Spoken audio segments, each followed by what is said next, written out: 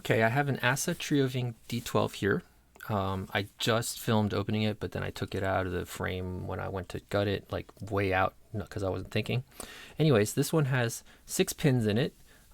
Each of those pins is like an ASA barrel spool, has a really thin lip on it, and that catches in counter milling that's on each of the chambers.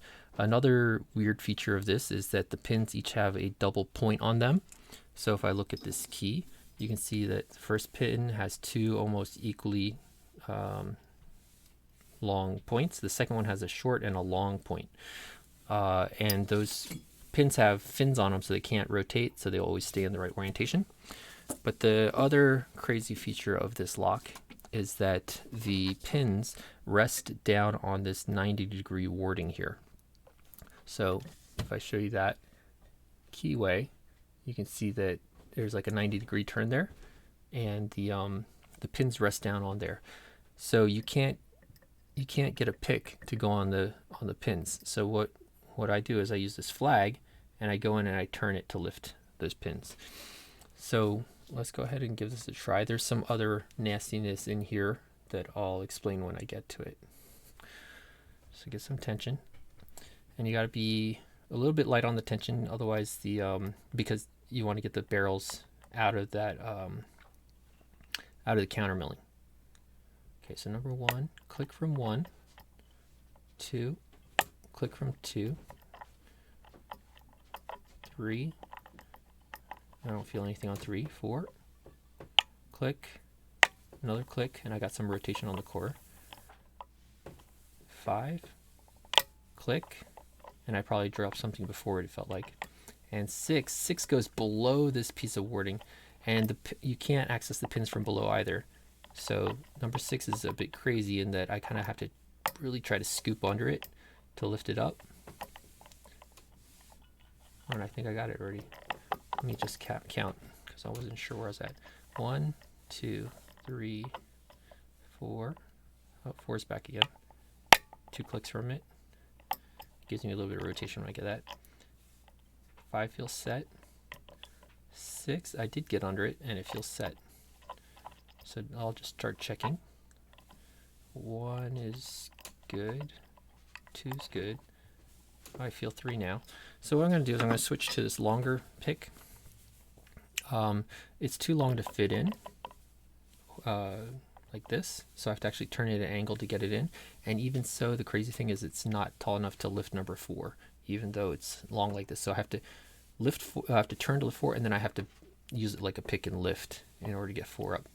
And every time I set 4, I got to remember that I need to lift it even another click beyond where I think I need to go, because I keep going through the whole lock thinking that I got 4 and that it couldn't possibly need to go higher, and then it just needs to go higher. So that was 3 clicking. 4, I got a little bit of core rotation, and I'll lift it higher, and I'm like, oh, that's got to be as high as it can go, but I got to go even higher than that, and I got to let off a lot of tension to do it. And there we got the open. So this time I will zoom out first, turn on my autofocus, move the light a little. All right, let's get a tray.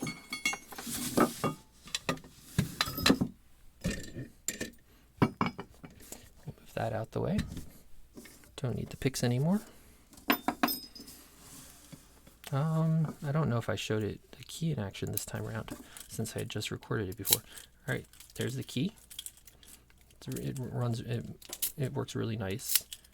Kind of clicks into place for some reason. I'm guessing the pins are a little bit short in the barrel so that it clicks nicely. All right, let's get this a bit more in view here. There we go. Turn it crooked to me so it's straight to the camera. It's got a clip on the back, which is pretty easy to remove. Just boom. Little actuator.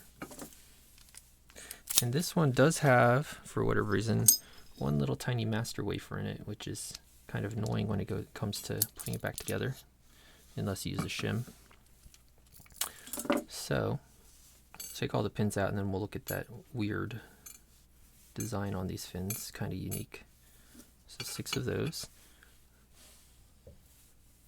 There's that counter milling on the core, you can see. on the plug, sorry. It's on all of them. See if I can get some light. Then the Bible. These are all the same. I'll just take them out one at a time. 1, 2.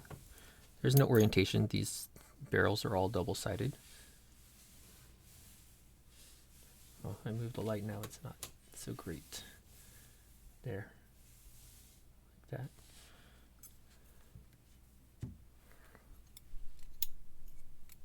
Four, 5, and 6. And all the springs are the same.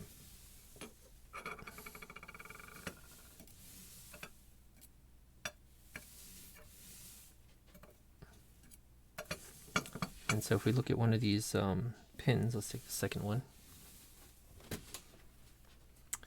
This light. Okay. So this pin, you can see these fins that stop it from rotating more than, or that stop it from rotating at all actually. And you can see that this pin has like 2 spikes to it. Let's see if we have a different one that shows it better.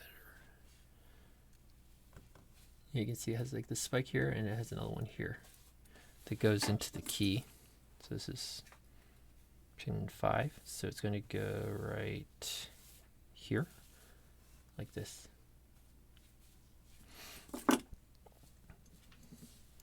So let me go ahead and arrange these so you can see really quick. I'll take these off. And there's our pins.